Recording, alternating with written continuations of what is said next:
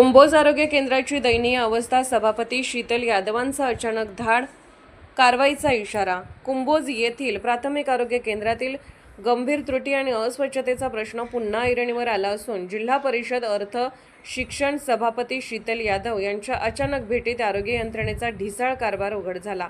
सभापती यादव यांनी आज अचानक भेट देत केंद्राची पाहणी केली असता परिसरात मोठ्या प्रमाणात अस्वच्छता, दुर्लक्षित सुविधा आणि व्यवस्थेतील निष्काळजीपणा प्रकर्षाने दिसून आला। रेकॉर्ड तपासणी दरम्यान कागदपत्रांमध्ये तफावत आढळल्याने प्रशासनाच्या कार्यपद्धतीवरही प्रश्नचिन्ह निर्माण झाले आहे। या पार्श्वभूमीवर संबंधित कर्मचाऱ्यांना त्याने जागेवरच जाब विचारत आरोग्य सेवेत कोणतीही ढिलाई खपवून घेतली जाणार नाही असा स्पष्ट इशारा दिला। तसेच तातडीने सुधारणा करण्याच्या सूचना देण्यात आल्या।